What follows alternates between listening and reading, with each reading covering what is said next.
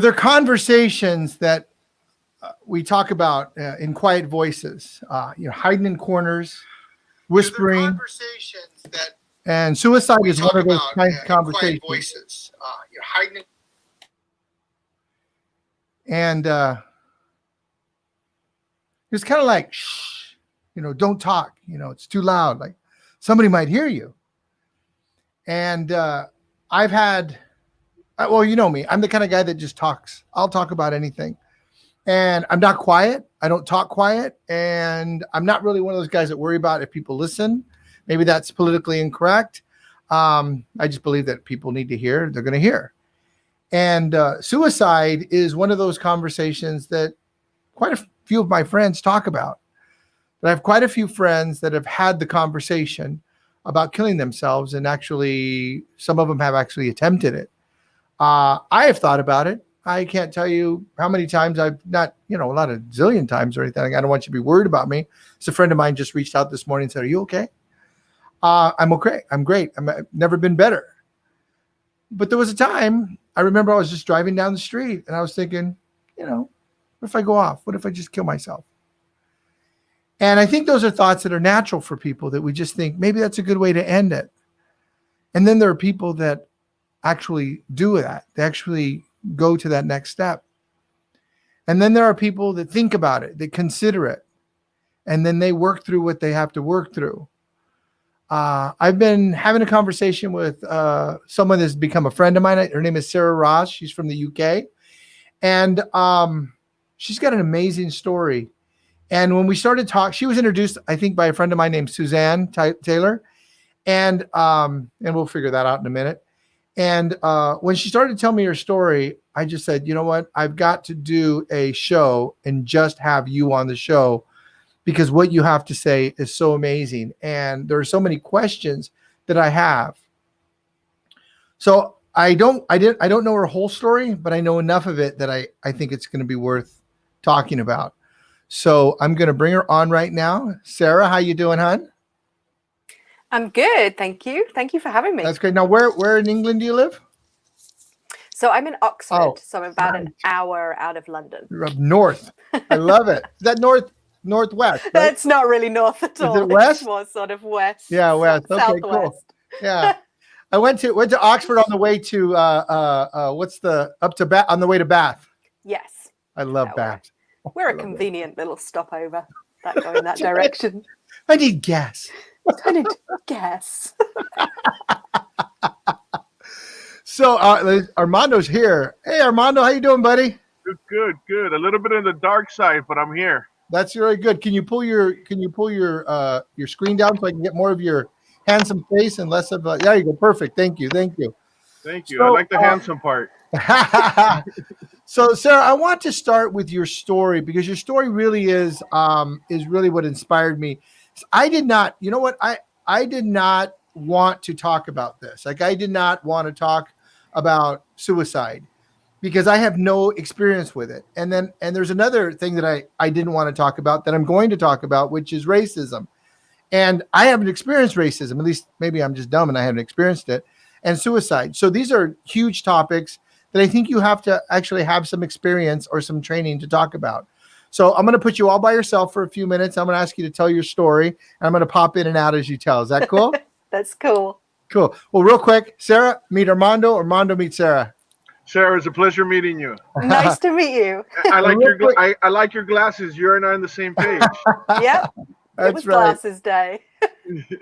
So real quick, I just want to say hi to a few friends. Aaron Garcia's on, and Veronica Mendez, and Mikey Cohen. How you doing, buddy? Good to see you, man. I miss you, man.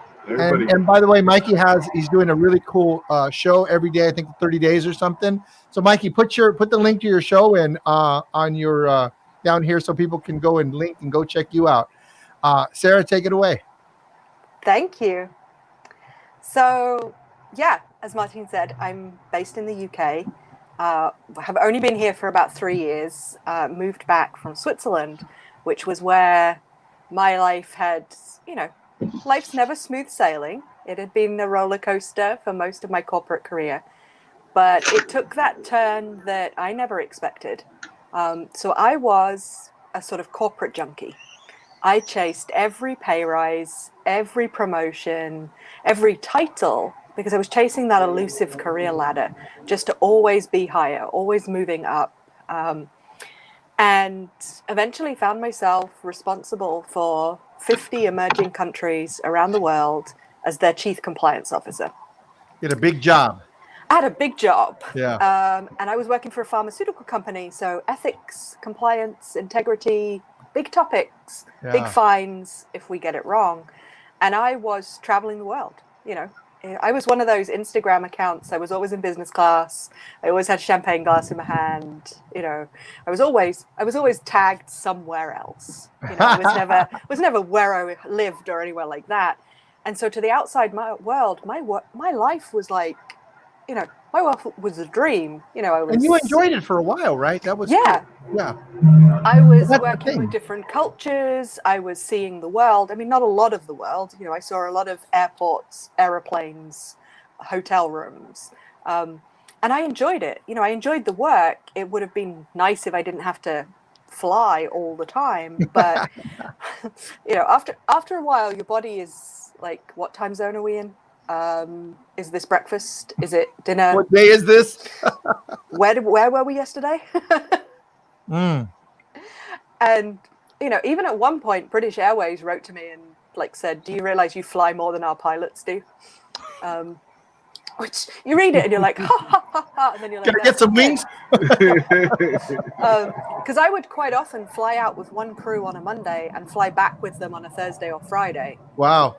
And I'd go from the airport more or less straight into the office, and they would go to the hotel where we would both stay in the same hotel and stay by the pool for 3 days. And then they would work as they flew me home.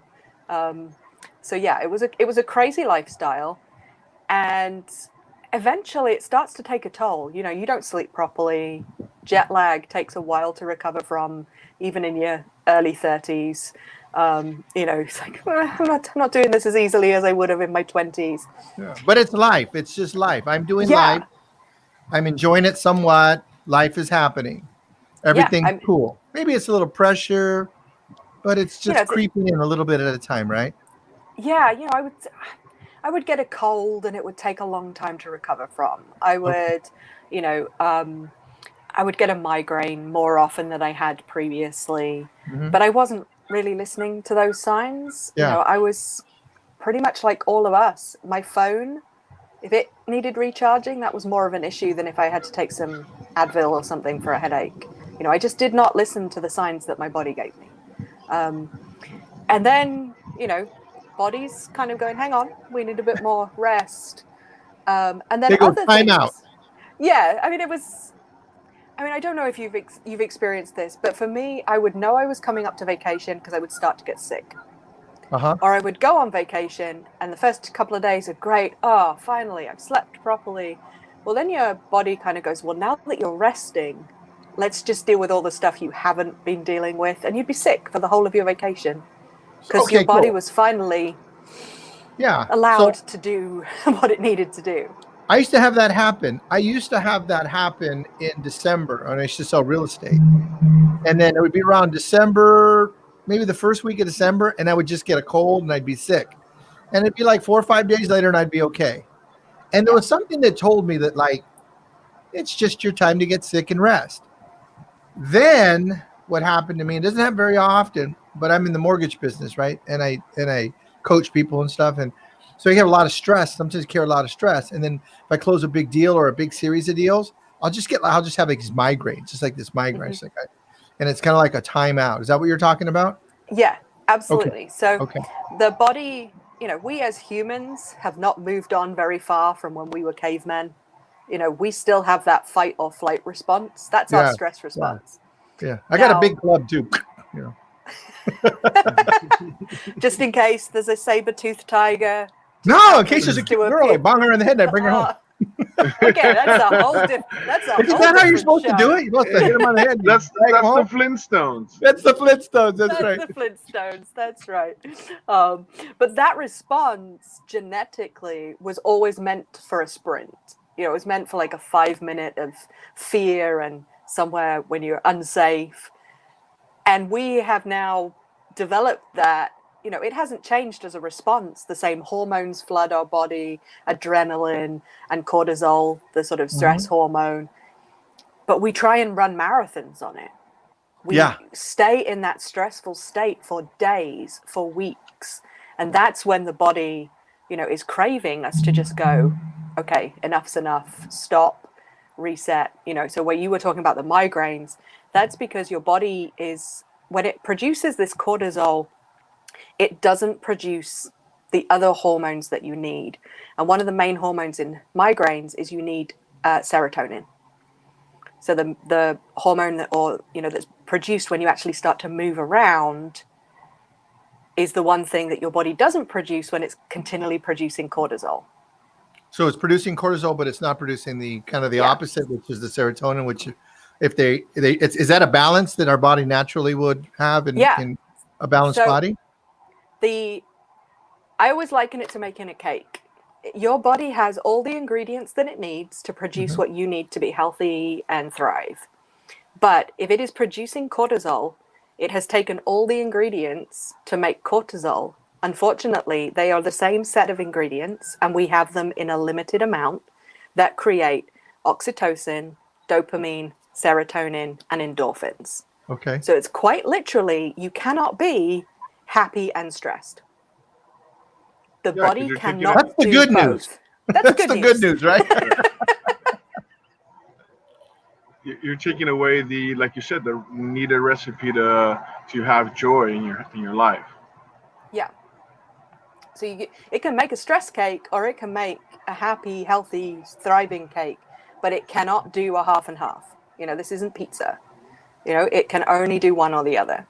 Got it. And as long as we have that cortisol reaction, so that fight, flight, stress reaction, our body just cannot produce the others, which means you will see a spike in feeling down or getting a migraine or not sleeping properly, because they're all the processes in our body that are fed by the hormones that our body can't produce because it's got stress. So is it kind of like, okay, so I think I'm going to say exactly what you're saying, but I'm going to say it my way. So that's a joke that Armando and I have. And I was trying not to laugh. Every I good try shrink really says hard. the same thing, right? Yeah. How does it go, Armando? So he'll ask me for advice, and I'll give him my advice, and you go, "That is totally true. I agree 100% with you, but I'm going to do it my way." I'm not saying you're wrong. I'm saying you're right, but I'm still going to do it my way. Do it my way. Yeah. So, okay. So we get stressed, and because of the stress, or we use our adrenaline, or we use the different, we build cortisol, and as a result of that, we're not necessarily depressed. We're just not feeling great. We're just not able to have the serotonin, the dopamine. We're not producing enough of that to have us relax, have us rest, have us be joyful, have us be happy, have us enjoy things. Exactly. So we're stuck more in the stress, the fight, flight, or freeze. We're stuck in the reptilian mode more. Yes, exactly. Okay. So it becomes, instead of being something that was genetically designed to help us get safe, feel safe, be safe, basically climb that first tree or hit whatever it is over the head that you need to hit with that club. Now it's like that lasts for hours, days, weeks, and our body doesn't have a chance to stop, recharge the supplies of what it needs to, basically the adrenals need to recharge so that it can then produce what our body needs.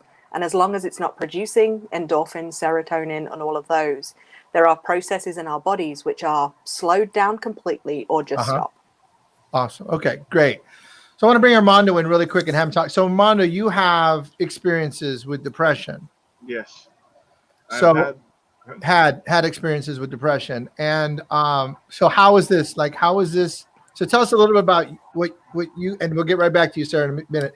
So tell us a little bit, kind of real quick version of what happened with you in your life, and then how that's affected you and how you've been in that, in that state. Well, my story started since I was a young kid, since I was like 5 years old. This is the words that I would hear from my mother, my evil stepdad, or my sister was, "You suck. You're never gonna become anything in your life. Nobody loves you. You're not gonna go nowhere. You're never gonna be successful, and nobody cares about you." So I heard them so much as a kid that I end up believing them because it's also the people that told me I love you and I would never do anything to hurt you. It's also the people that fed me for the first time, hold me for the first time. So it was very confusing. And through all my, since I was 5 years old, all the way until a lot of my years, that's all I knew about myself because that's all I heard. So I did fall into a very, very deep depression state where it was very hard. I developed bipolar because of that stress and not knowing anything else. So imagine waking up and you say, "Hi, mom," and your mom's like, "Oh, another day of a loser." Whoa, that is great. Let me give you a hug. That's Yeah. awesome. Bring it in. Bring Yes, it in. Come let's say on. hi, let's high five this one, right? So that's how my story started, and then I started, like I said, developing bipolar and depression, and when that also happened, you look it up, and now the world's telling you because of the stigma, the world's telling you, yes, you are all these things. So then I'm like, whoa, if my parents are telling me it, my evil stepdad is telling me, now social media is telling me, then Mm. that I must be that. So Let me say, that's how. okay, so you became so you had something happen to you. Mhm. You then started to become more aware of that thing, and then you started to look and see if there was evidence out there. Well, I started knowing that I was different. And Yeah. I started knowing with other people they were also different. And I started noticing that I didn't fit into that normal box. I Hmm. started noticing that I wasn't that. So when I was diagnosed with bipolar, I had no idea what bipolar was or depression. I had no idea. I just thought that's the way you live. I just thought that's the way it's life because that's all I knew. So when I looked up bipolar on social media and Google and did all that, the negative stigma that came behind that, you're crazy, you're loser, you're never going to be successful. Well, I'm like, whoa, my family's been telling me that all my life. And now that I'm facing bipolar, I'm being told that's it. So I must be that. Great. So for many I years, got I it. carry that. Cool. Thank you for sharing that. So I'll share for my grandfather. So he's bringing up a thing with my grandfather. Like I just love my grandfather. He passed away, and I remember when he died, and he went to the doctor, and the doctor told him that he was sick and he was going to live another 6 months, and he died about 3 or 4 weeks later. And we believe that that he believed what he was told, and then what he was to do is to die, and so he moved forward. And when I would talk to him, he would basically say that he would, well, not basically, that's what he'd say. He said, "I love you, mijo," and the doctor says I got 6 months, so I just want to say goodbye. I want you to know I love. It was like that. Like those were the Yeah. conversations. Before that, he would ask me about my girlfriend or my music, or we'd watch boxing on Friday night, watch the Friday night fights. If I wasn't playing music, that's what our life was. And until then, it's what it was. It's beautiful. After that, it was just like, mijo, I'm gonna die, and I just want to say goodbye, tell you I love you. So it's like what I hear you saying, Armando, is that somebody said you had ideas, somebody told you something, you looked it up, you go, okay. And now the question I have for you, when you were reading that, did you agree with it, or how did you take it in? I agree with it You did because agree with it? I agree with it because my reference point was that. So the Mhm. people that I would turn around to is like, yeah, that's what we've been telling you all the time. Yeah. And then I would look at support groups, and I would look at things that could help me with bipolar, and it was always the same thing: this negative stigma. Oh, Yeah. I've been told this by my mom. I've been told this by my coworker. I've been told this by other people. So then I was like, whoa, that's my group. That's my tribe. And that also adds more depression to you because you're hanging around with people that are all depressed. Yeah. You know what I Yeah. mean? So it's hard to get out of that because Where's all everybody's the fun depressed. people? Yeah. So you call your friend and your friend's depressed. You're depressed. It's like an alcoholic saying, "You want to go have a drink with another alcoholic?" Yeah, that sounds like a great idea. Let's go do that. So this is what I want to point out. I want to point, if you're listening, is that the paths are completely different. Yes. Like Sarah's path was, what she was doing was killing it. Like she was rocking and rolling, flying, knows the stewardess, the captain, first class, champagne, dun, dun, dun, you know, accountable for 50 different countries. Can we trade? Armando was on the other thing where, and I would imagine, Sarah, people were telling you were great. Yeah. Yeah. Even when you're like, even when you feel rough as anything, and this life is like, you're right, I just cannot do this anymore. Other people are telling you you're doing a great job. These markets have moved on. And you're kind of like, okay, well, maybe that, you just accept that it's hard work to be on an executive team. It's hard work to be at that level in any business. And you just accept that as the normal. Yeah. That a 60, 70 hour week is, normal. And the fact that your contract said 40 was probably a typo, right? Yeah, exactly. They don't know what the word 60. 4 means, really. Yeah. So that became your reality. Like my thing became my reality. Yeah. That's okay. So, and then Armando's was the opposite. So Armando, when you did something good, what happened? It was never appraised. It was never praised. It was like, you hit 1 out of 1,000,000. That's right. That's right. I'm like, I hit one. I wish you'd be happy. I hit one. Every day. Yeah, but don't get excited. Yeah, but don't get excited because you're probably not going to hit it again.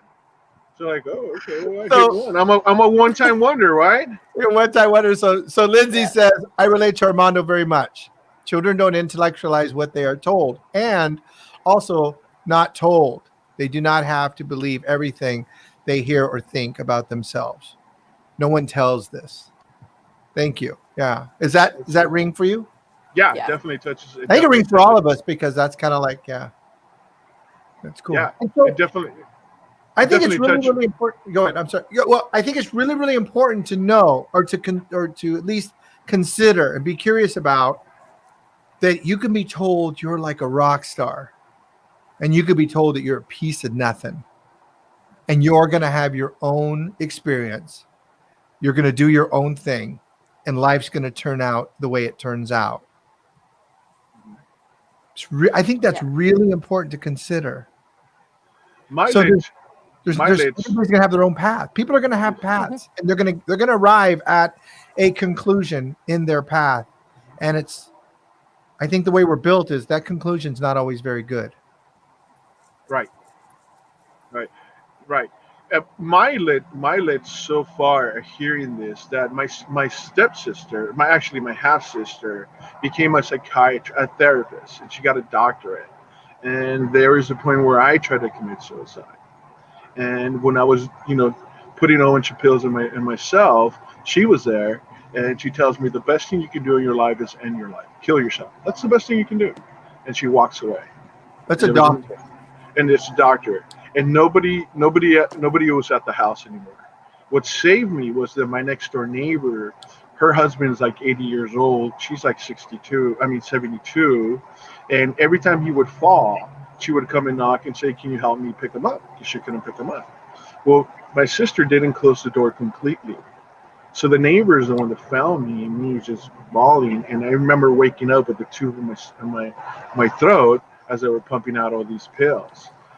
And this is the great part.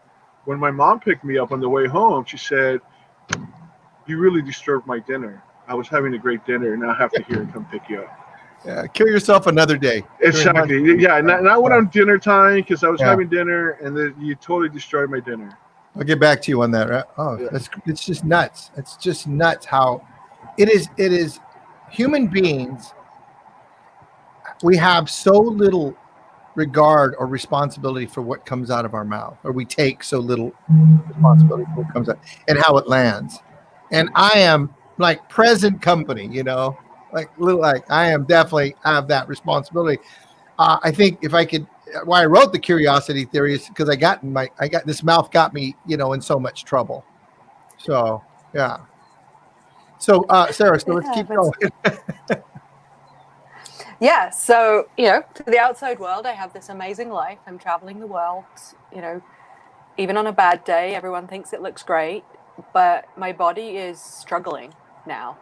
Um, and so I'm in a relationship and he is stressed, but I recognize symptoms in him, but I don't recognize them in myself.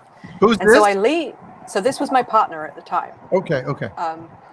And I leave that dream job, because even though it was tough, it was my dream job. So I leave it to take a desk job so that I can be home more to support him. And within 6 weeks of me having done that and started that new job, he cheated with me with my best friend. He then 4 months later left me.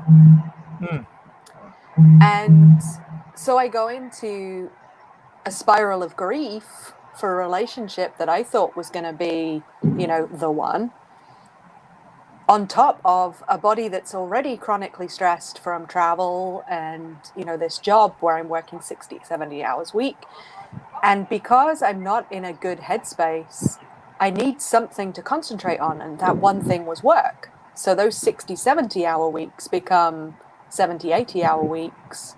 And I have my laptop with me at home so that when I start to, cry my eyes out because I'm telling myself, and that's what rang for me with Armando's story, we tell children these things and we don't tell them they don't have to believe them. But we become so programmed that if somebody tells us something, it must be true, that when we become adults, we even do it to ourselves. So I, got into this cycle. So, I'm grieving and my migraines start to go from like one a week to, by the time I got to the point of choosing the date I would die, was like 25, 26 days a month of migraines. Okay. So you had 25, 26 days straight migraines. And then you said to yourself. Yeah. So I spend pretty much every day of the month in a dark room with my own voices. So that I'm the one telling myself I'm not good enough. I'm a loser. I'm struggling, but I don't want to disappoint anybody. And my 37th birthday comes around and it's like, you know what? I do not want to see my 38th. I'm done. And I choose a date. And it wasn't like the next Tuesday. It was 6 months in the future because there were still people I wanted to say goodbye to. There were still things I wanted to see in the world, do in the world. But I wanted the pain to end. I was living a very, very secluded life, basically in my bedroom, because the day I would get to the sofa was a good day. The day I would, lift my head off the pillow, that was another good day. Those were the things you celebrate when you're in that sort of level of pain, that actually there was nobody to talk to because I didn't have the energy to open a door. I agree with you 110%. There's not much you can do. You can't get out of bed. I always said that the most beautiful girl can come and knock on my door, and I won't even get up to answer the door. You know what I mean? And I agree with you. You said one key point where you said you want the pain to end, because that's what I wanted. I wanted the pain to end, and I was tired of fighting it. Yeah, exactly. It was that feeling of I just don't want a day where I'm worried about can I see? I'm worried about when I'm going to be sick, like vomiting. I want a day when I can go outside and it not be painful, because my eyes are hurting or because, my body is really like at rock bottom. So you made a choice. You said 6 months from now, I'm going to kill myself. Yeah. Okay. So got that. So Armando, what happened when you made a choice to take those pills? Like what happened right before that? Like she said, I was tired. I was tired of hearing it. I was tired of feeling that way, because you end up feeling that way. You end up feeling like a loser. You end up feeling like you're not going to become anything. So I was tired of that feeling, and that's the only feeling I knew. But also, I would notice and became aware of other people enjoying life, seeing you on the first class. You know what I mean? Seeing you, and I'm like, that's not my life. That's never going to be my life. Say that again. I said, that's not my life. No. Right before that. Like, so what was happening? I started to notice and become aware of like her, that she was on the plane and she was in first class and she was enjoying life, and I just didn't see myself enjoying life. You see everybody else having a pain-free life. Yeah. Exactly. And you're like, I'm in this circle. That's the only circle I know. And the people that I reach out to are also in that circle. And the people that I don't reach out are telling me that.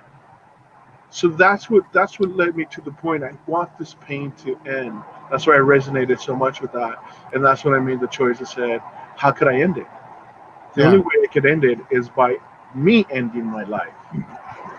So I hear Sarah and Armando, what you're saying to me, what's ringing true is that, like, whoever you are, like if you're a human being, you're telling yourself stuff.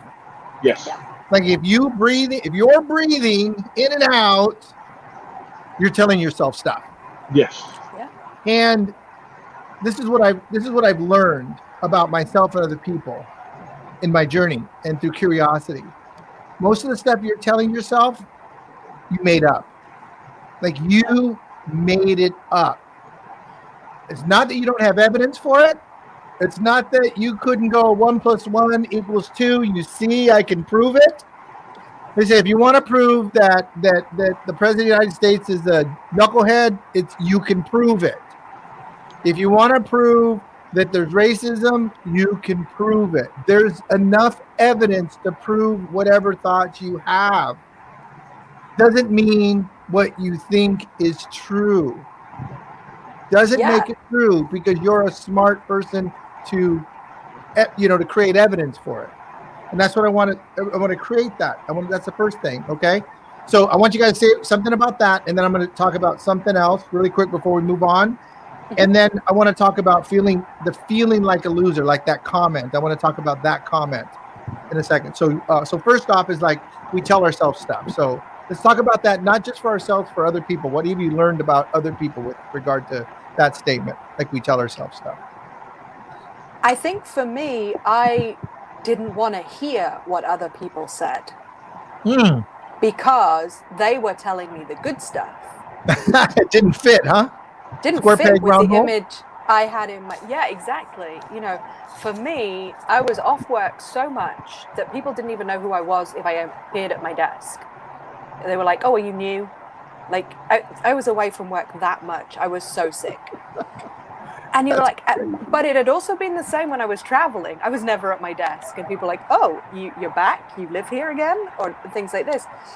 And so when they would tell me the positive things, my brain was so stuck in, I'm a loser. I'm not good enough. I'm losing my job.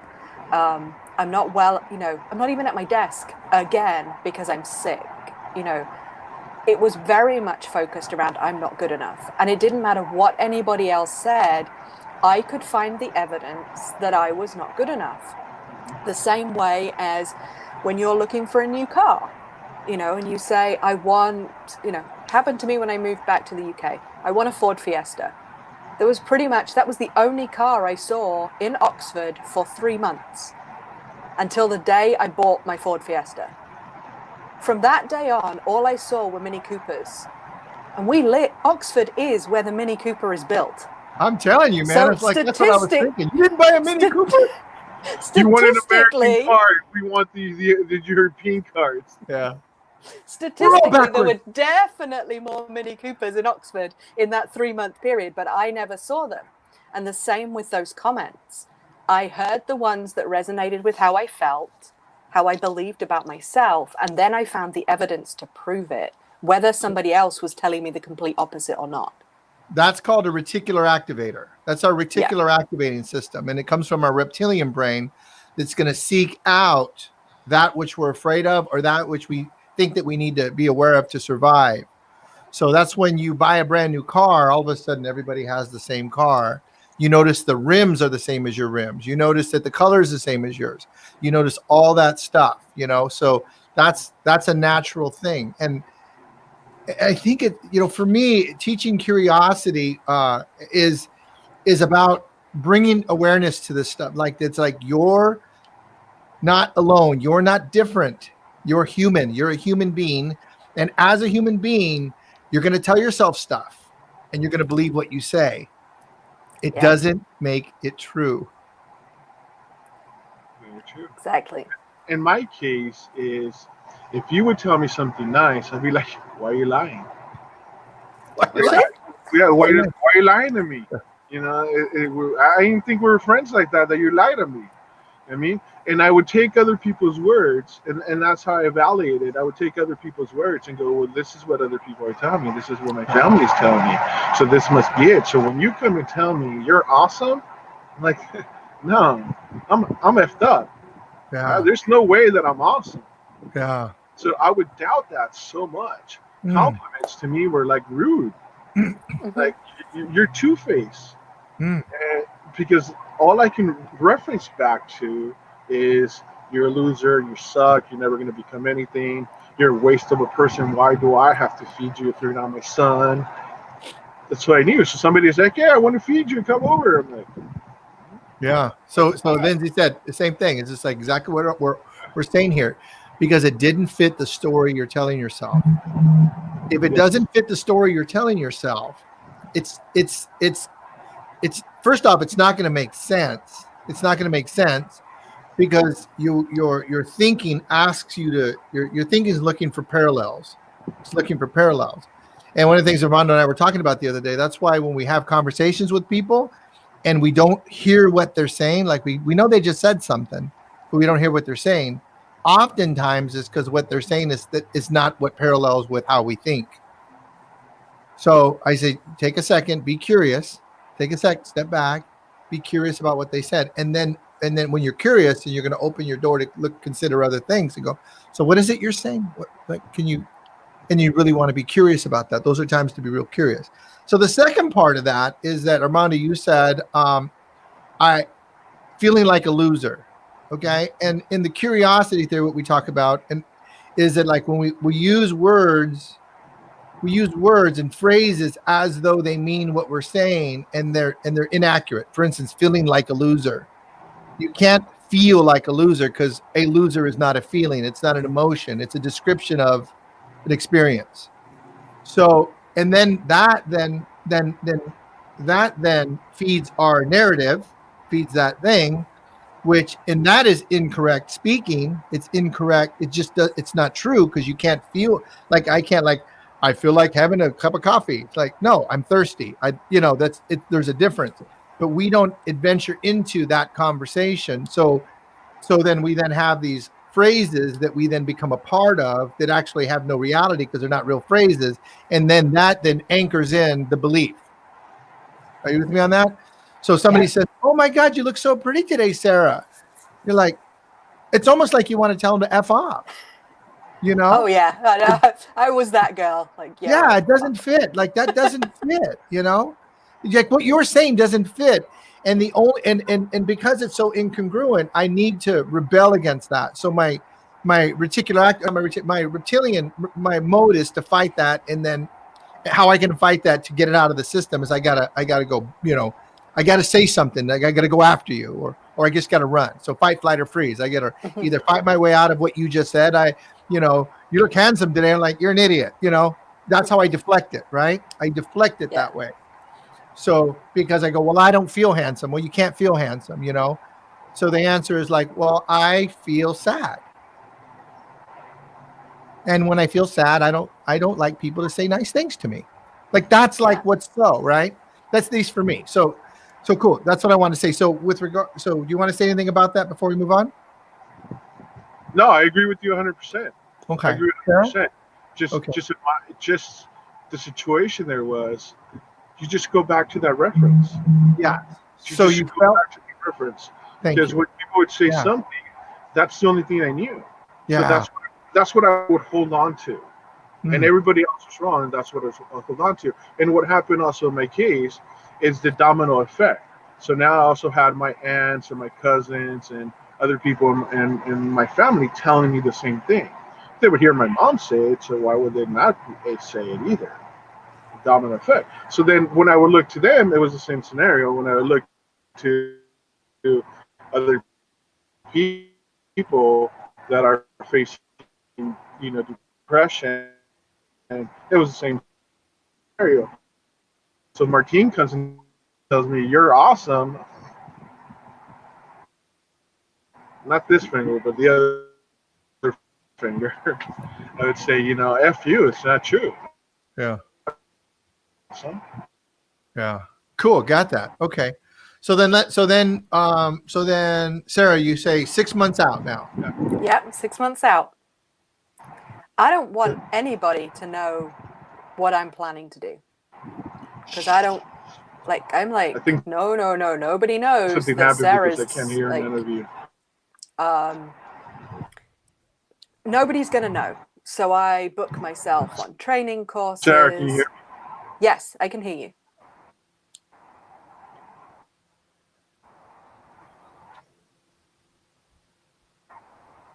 Can you still hear me? I can hear you. It was I can hear you. I had to tell Armando to boot out, come back in because his sound. Okay. So yeah. So keep going. I'm sorry. Yeah. So I don't want anyone to know that I'm in that sort of place and I've made that decision. So I go about life as if for them I'm going about my normal life. With a big smile on your face. Yeah.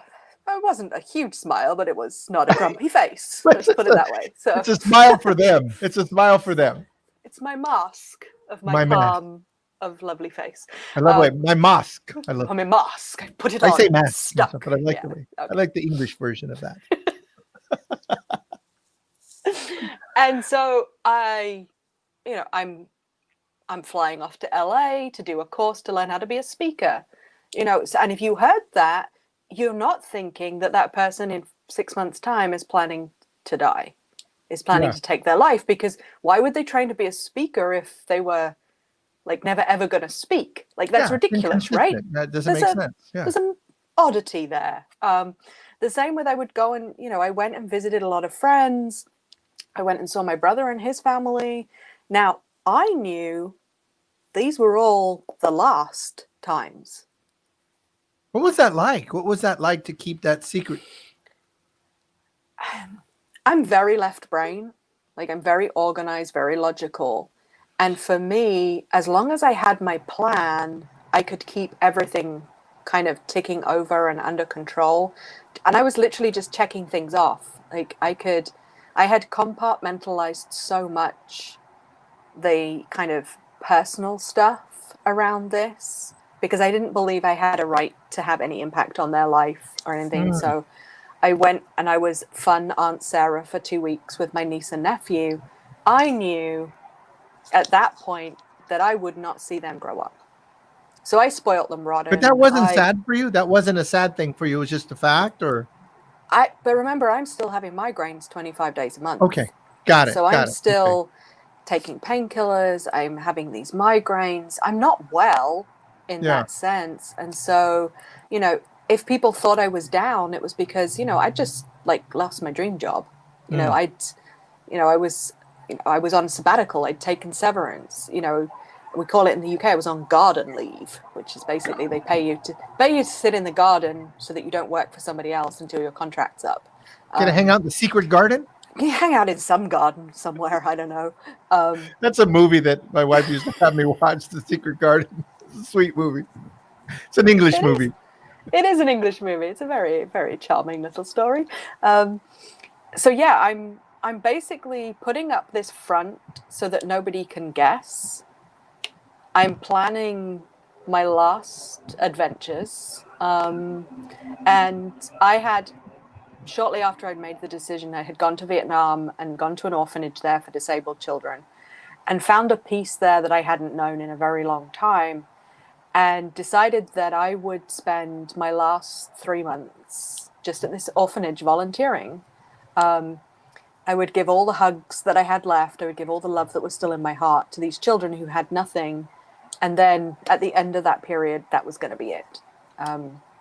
It also meant that I wouldn't be around my family and friends for anyone to guess that anything was wrong, or that I wasn't feeling 100%, or that any, heaven forbid that I was thinking of doing what I was actually thinking.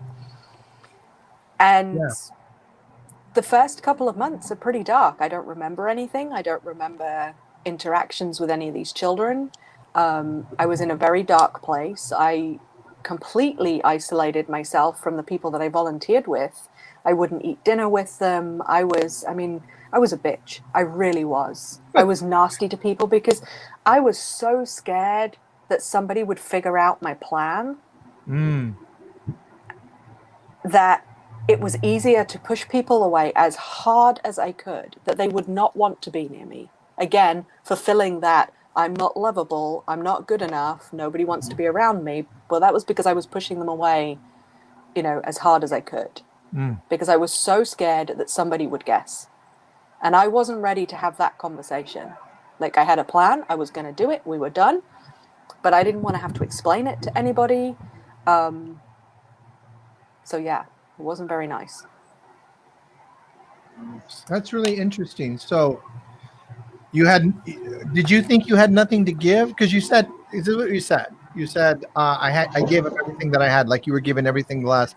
But to me, I was wondering, like, did you also think you had nothing as well at the same time?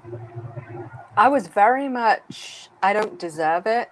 I'm sick, I can't hold a job, I'm a loser, I'm a failure. I didn't want to disappoint my parents. But very much, I knew I still had something I could give. I could still build Lego. I could still color. I could still hug a child. Okay. And at this place, I could do that in a peace. There was just a calm about it. It doesn't surprise me that the room that I found the most, the room that I'm most attached to at the orphanage is room 5. And the majority of the children in that room don't speak. They've never been taught, or their disability means that they are dumb. But it was a very quiet place. So there was no children to talk to either. Nobody said my name in the morning. But it allowed me to just get through the day with as minimal interaction with people who might be able to change my mind. Let me think about that. Let me think about what you just said. Can you say that again a different way? Yeah. So imagine you've made a decision. You know it's the decision you want to make, but there's still time before the day it's going to happen. And if I were around people who were telling fun stories or talking about the future, there's a part of you that even if you are believing the utmost crap about yourself, because you're telling yourself that, there are times when there are chinks in the door, and there are times when there are, a story really touches you, or you watch a YouTube video and you laugh like anything, and you're like, oh, I haven't laughed for a long time. I don't deserve to laugh. Like, I'm not good enough to laugh. These feelings and emotions are just bombarding against each other, and you are always choosing the negative of them. Now, if I'm around people who can talk and show me videos and say my name, and create a relationship with me because they say my name, that becomes much more personal. And that's the one thing I didn't want, because I didn't want anybody to talk me out of it. I believed with my whole heart that my destiny, my plan, my time was up on the 31st of January. Then what happened? But it wasn't. Yeah. So, because I'm still here 5 years later. Yeah. No, I mean, what happened with the little girl? What was her name? So the little girl was called Tuyan. Tuyan? Yeah. So let's talk about that. So everything, like I said, everything was my last. It was my last plane ride. It was my last, meal on a plane. It was the last time I would go to Hong Kong. And it was my last Christmas. So I'm at the orphanage over Christmas, because I certainly couldn't have been around family and friends knowing that a month later that was going to be it. And I decide that if it's going to be my last Christmas, it might as well be as Santa Claus, right? If you're going to go out, you might as well go out like with a bang. Go big or go home. Go big or go home.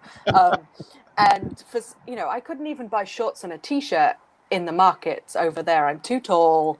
I'm Western build. It was like there was nothing. And I find a Santa suit that fits me like it was made for me. Wow. Including wig and beard and everything. And I'm like, okay. in the middle of nowhere, like in the wrong part of the world almost. Yeah, I can't buy a T-shirt that says some corny slogan, but I can buy a I Santa love suit. Saigon or something. I heart Saigon or something, I right? heart Hanoi. Yeah. I heart Hanoi. Just crazy stuff. And you're like, okay, I meant to do this. So I spend the whole day being Santa and culture that doesn't have Santa Claus, doesn't celebrate Christmas, but they've never seen somebody Did you like buy them dress up gifts? for them. Yeah, I handed out chocolates and sweets, hugs. They pulled my beard. It was like whatever happens at the mall with Santa on that chair, that happened to me that day. Until at the end of the day, they come and tell us that one of the little girls is sick and she's not expected to make it through the night. And so we should say our goodbyes. And Okay, stop. So I need to, this is, we got to stop and pause. I need to say that probably 2 more times. So you're doing Santa Claus. It is what? What time is it in the afternoon? it's like 2:00 in the afternoon, 2:30. And then somebody then comes So and one of the says, staff from so there's like 8 rooms of children at the orphanage. One of the staff from room 1, where I had never been, comes up to us. We're all preparing to leave for the day and says, one of the little girls is sick. You should say your goodbyes because she won't make it through the night. okay. I'm still dressed as Santa Claus. I'm about to get on a moped and be driven through a village dressed as Santa Claus. Like, it was such a surreal day. But there was a pull for me to go to that room. Like, I've never been in that room at this point before. I do not know who this little girl is. And I go into this room, and she's lying in a crib that she shares with 4 other kids. She's got that grey colour to her. You know she's sick. You know it's close. And I leant over the crib. I'm sorry, how old is she? She's 4 years old. She's 4 years old. Okay. So she's been abandoned by her family because she's sick. She's never going to get well. She's considered worthless by society because she's a disabled child. She would never have been educated. Mm. But the How do you center spell looks her name? after Thuyan. Okay. Thank you. And I lean over the crib and she puts her hand in my beard. And I watched her breathe. Breathe. And I just breathed. I breathed with her after a while. And in my world, she's got nothing to live for. You know, nobody wants her. She's got nothing. Her future is bleak, but she is fighting for every single breath. Like, she may only have a couple of hours, but she's not going down without a fight. And I'm stood there halfway around the world. I have a family. I'm educated. I have every opportunity that this little girl would, love to have. And I'm planning to give up. And as we breathed together, I was like, you know what? There has to be something else. There has to be a reason I'm here. There's a reason why she is showing me this. And I took a deep breath and left that room and just like, you know what do I do now? Because for 6 months, I have been focused on a date, a plan that I now don't believe I'm actually due to do. But, Albert Einstein says the thinking that gets us into a problem can't get us out of it. And that was exactly where I found myself. I was okay if I was thinking about my plan. I was okay if I was thinking about how bad I was and how I had nothing to give. And yet, I think in that moment, she showed me that I could give somebody some peace or some comfort just by being me, just by being there. I didn't have to do anything other than stand there and breathe with her. Now, anybody can do that. But it was enough of a purpose that it rewired my brain. It put a short circuit into thinking that had been there for like 3-4 years that I know about, but probably longer, that actually I did have something to live for. I had a reason to breathe. I didn't know what it was at that point, but that date was not going to be the last date for me. Nice. Armando, Interesting. what happened with you the same? You had something like that. That made me change. I lost my computer for a second. So what made me change to realize my worth? Is that the question? Um, so when I was making the choice if I should commit suicide again, I just started thinking, and I remember I read the story, the bio of Howard Storch, which started Starbucks, and I was a big fan of Microsoft and Apple and all them. And in his story, it said that he was turned down and he was told no 233 times, and I was just blown away by that.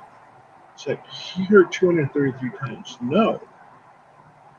And one thing that I noticed that all of them had Steve Jobs, Bill Gates, him, all of them were CEOs, but not only of companies, they were CEOs of their lives. Because if you can be told 230 times no and still move on forward, that means that no matter what other people tell you, your vision, your desire, your dream, it's still there. So that's what started changing. And I start reading personal development books, and I start listening to podcasts and YouTube videos. And that's what slowly started believing, and I started saying, I have to become the CEO of my life. I have to take control of this. And it's okay that I hear these things, just like he heard it 233 times. Mm. I'm down to hear it 233 times now. Tell me these things, because I need to start moving forward. But it took a lot of work. It took a lot of work. And I think I heard it 500 times still. And I was like, yes, I surpassed him. Yes. Yeah. Yeah. If I meet him, I'm going to tell him, you know what, 203 times is nothing. Yeah. It's nothing. You could have kept Get 500 going. times. Yeah, You're an amateur. times. You're an amateur. Yeah, exactly. You're learning the game. Let me teach you some things. Learning the game. Yeah, let me teach you some things. So that's some of the things that keep me. People would judge Steve Jobs and judge Bill Gates and so many different CEOs, but they still keep on going. And that's when I started noticing that, and I became more aware of it, and I started noticing that my beliefs were based on what I keep on hearing over here, which was all the negative stuff. But there's people that were leaving the positive side, hearing these things. They were able to put them both together and still move forward. I'm like, why cannot I not be that? Why am I giving up on myself? So I slowly started, when I would hear a no, when I would hear you're a loser, I'd be like, hey, that's only one time. I still got a lot more times to go.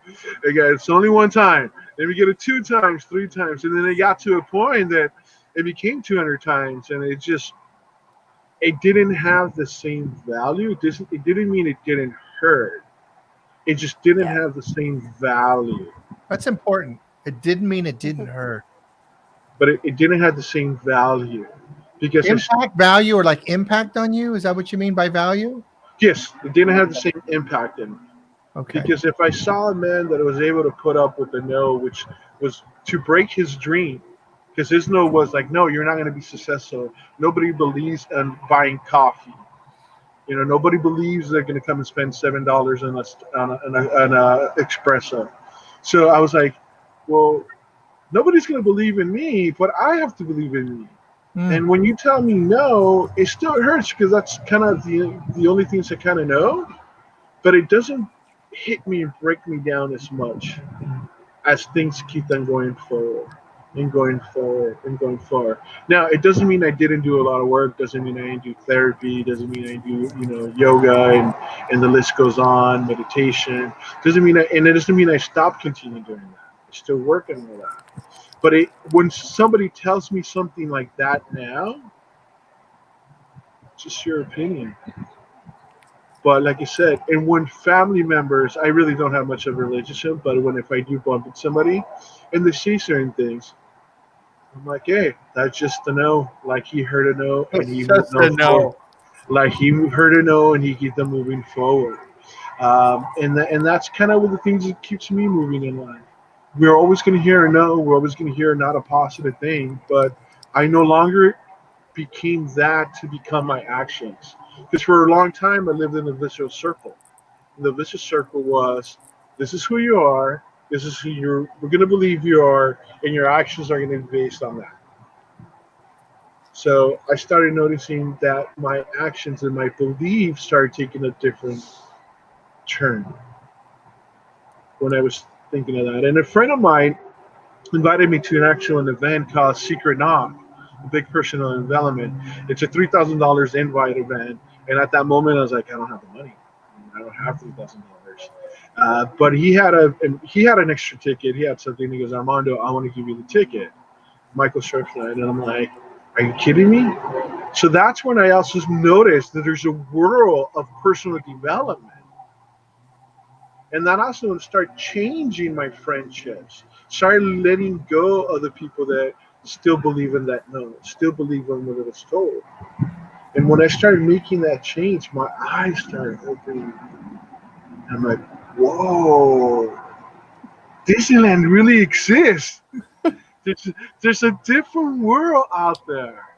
And I started consuming that, and I started believing in that, and I started becoming a voice instead of just a listener.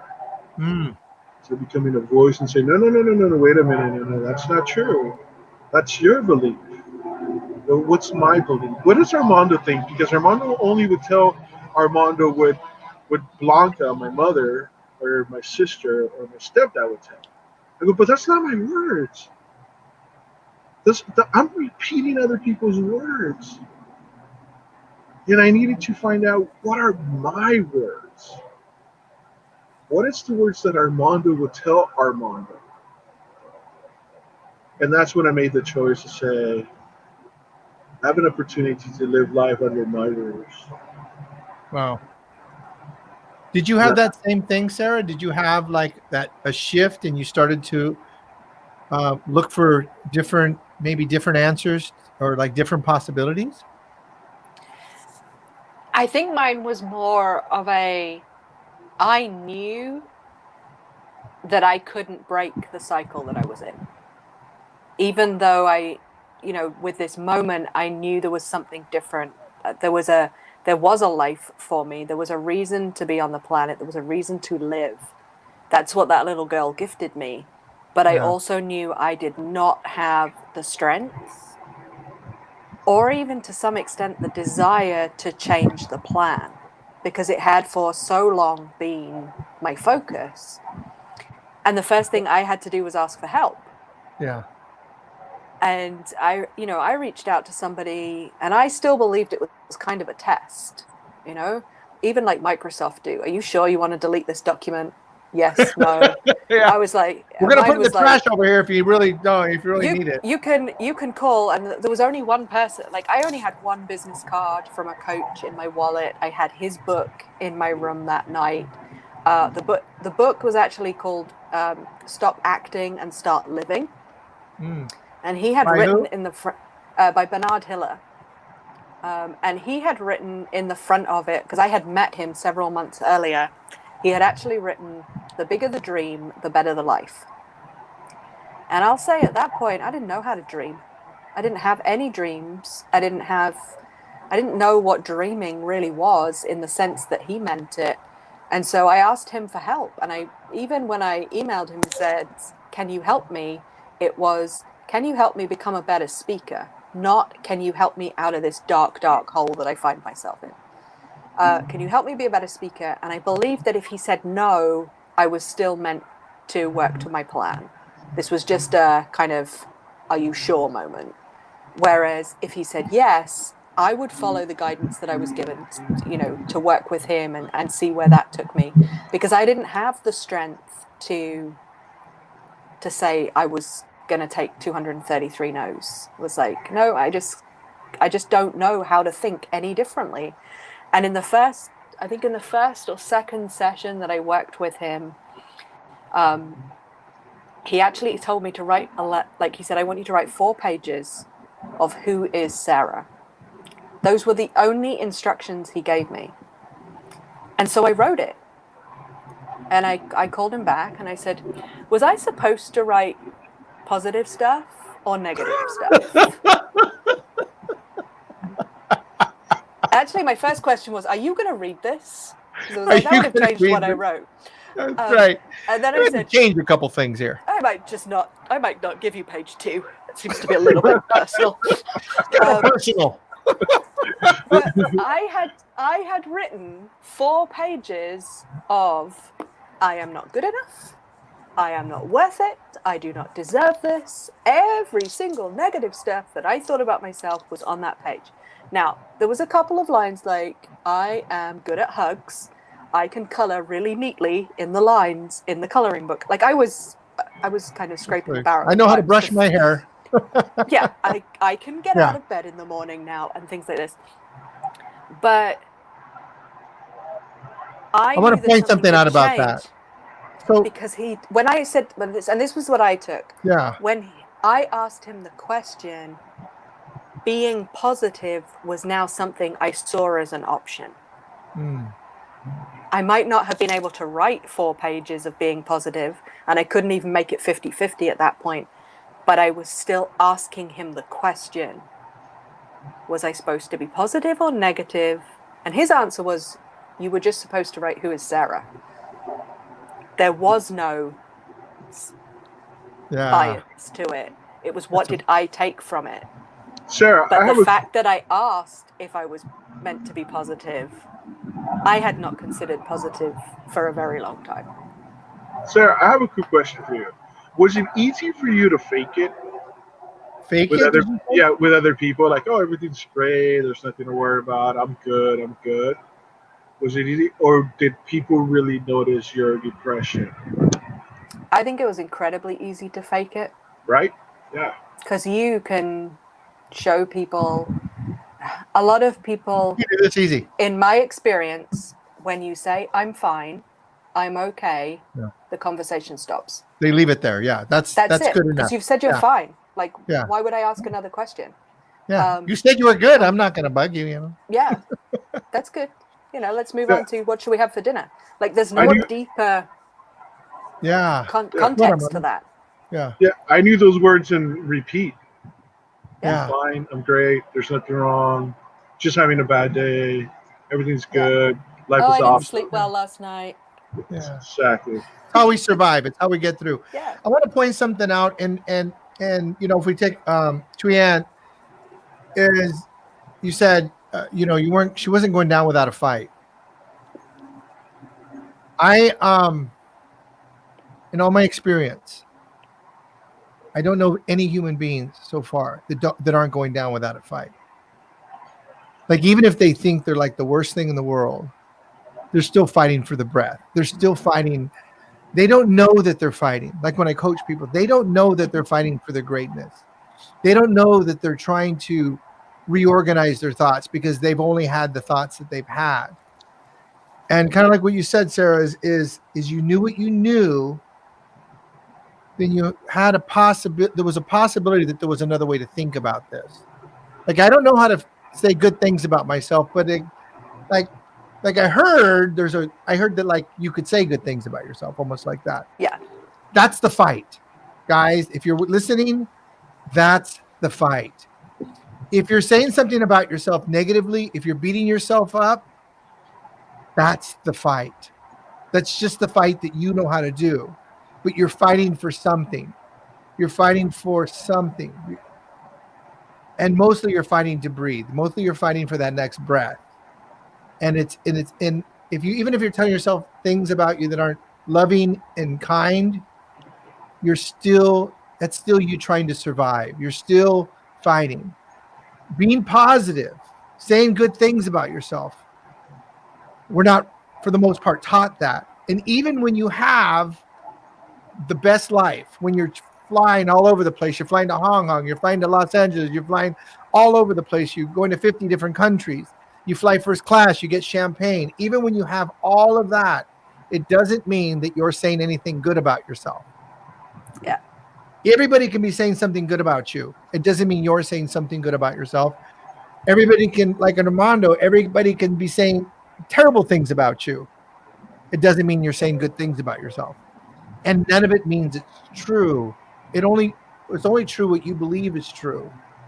And learning how to think differently, being curious about how you think, why you think, like what, and start to be curious. Whatever that curiosity is the key. That opens up something. It gets you to look at something just a little bit differently.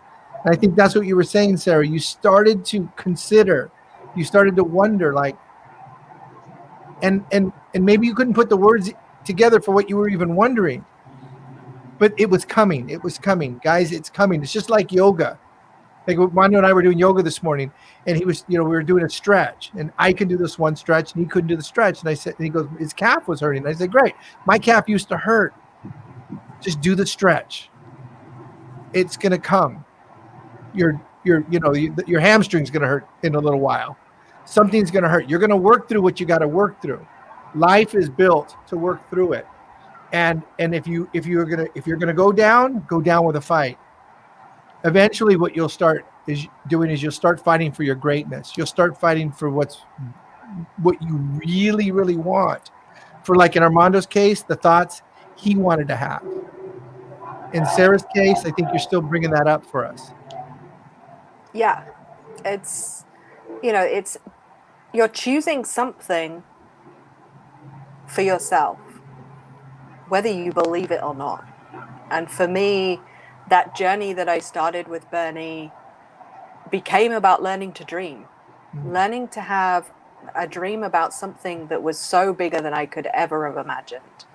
And it would take 6 months before I would open up and tell that Christmas story. Like, he did not know. Like, he coached me for 6 months. And yeah, he would call me out about not speaking loud enough. That was because I didn't want to be heard. And, all these different things. And then eventually I felt in a place subconsciously that it was safe to tell that story, because I never planned to tell anybody what I've, shared here today. That was a story. It was in a box. It was in my head. It was never coming out. Like, that's page 2. Don't look at that one, right? That's page 2. No, that was like, the paper in the back of the book that nobody opens, that sort of, it was a box. It was never coming out.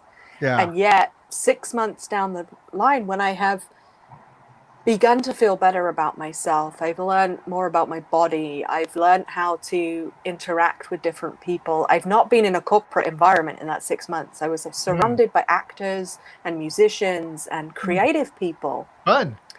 Who taught me how to dream again. Believe me, that I actually felt able to stand up and tell my story. And I told the story, and it was very emotional, the first telling of it.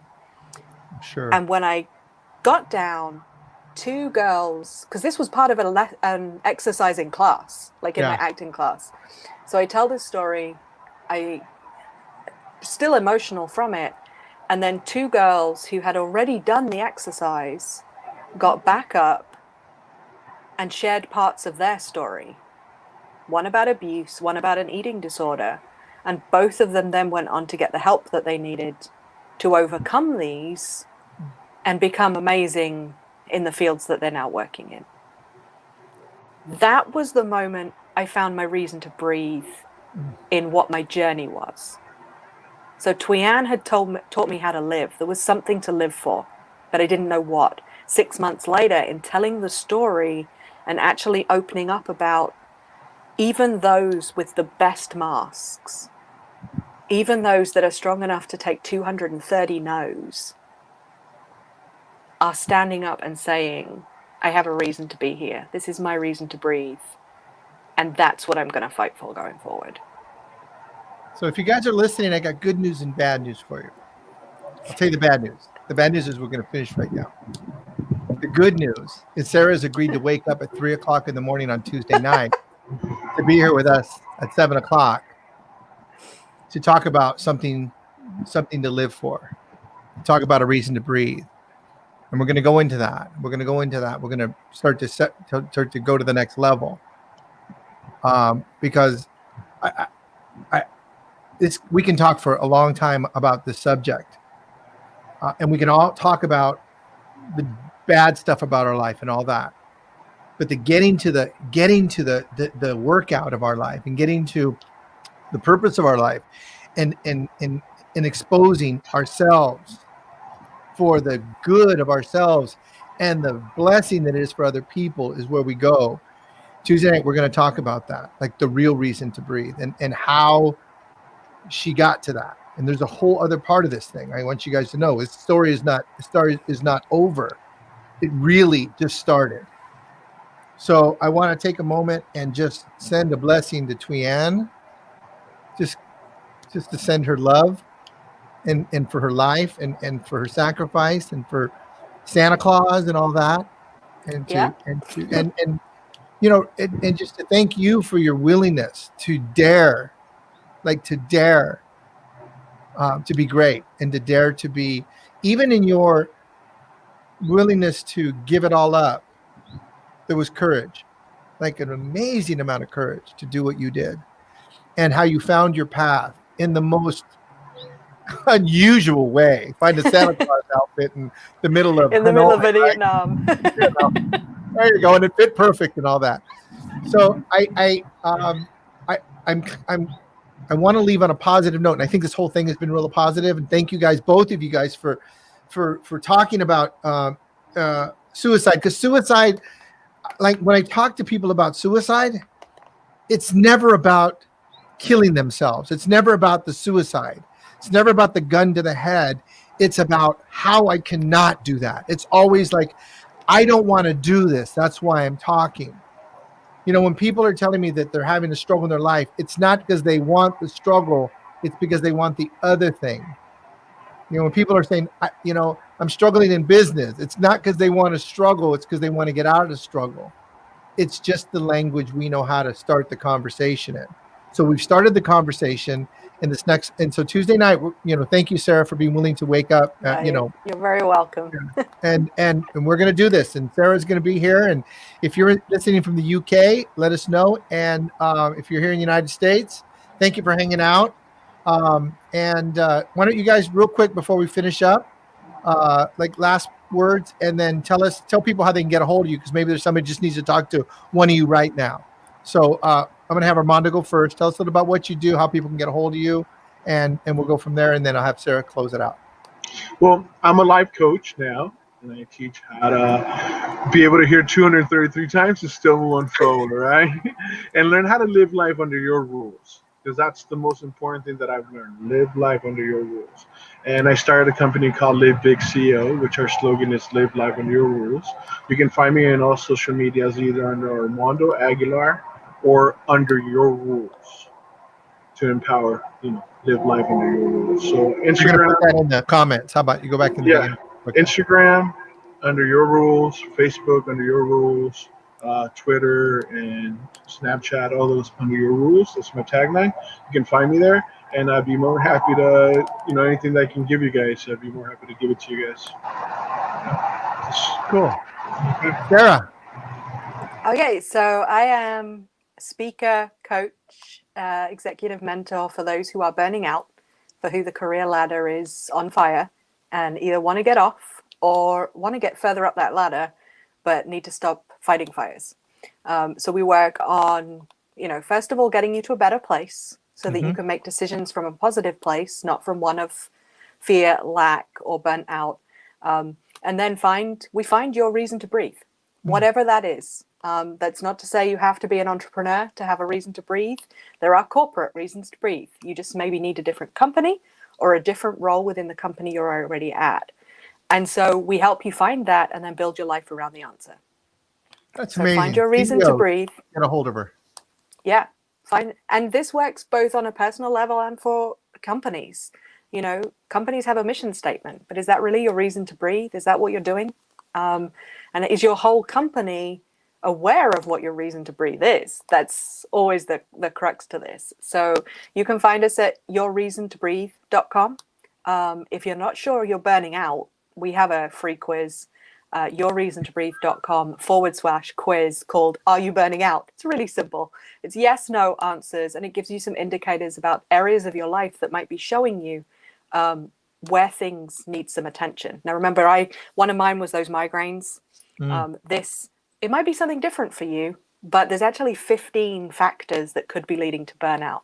So take the quiz, find out where you are, and in a couple of months, take it again and see if you're still in a good place or if things have slipped slightly. I take the quiz every 4 to 6 weeks.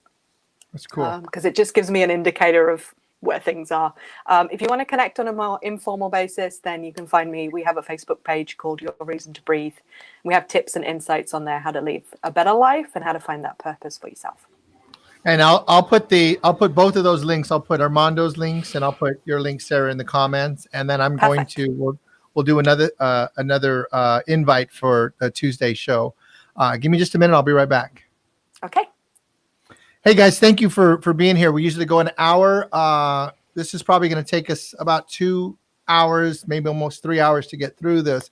I think it's such an important conversation. There's conversations that I try to have that I believe are worth having. That like there's things that are worth talking about. There's conversations that are worth going into, and I believe this is a conversation. I hope you got some value out of this. I certainly did. Tuyan. Little angel, thank you for your sacrifice, and I hope you're doing good in heaven or wherever you're at. And I look forward to seeing you guys on Tuesday night, where we're gonna have Armando and Sarah back on, and somebody else. So it's gonna be a great conversation. We are going to be talking about something to live for, the next step. So thanks for hanging out with us, and we'll see you Tuesday night. Please like and share if you know anybody that's interested or could use this conversation. Please invite them to Tuesday night. And if you have anybody that could use, please share this and comment and do all that stuff. Thanks a lot. I love you guys. Take care.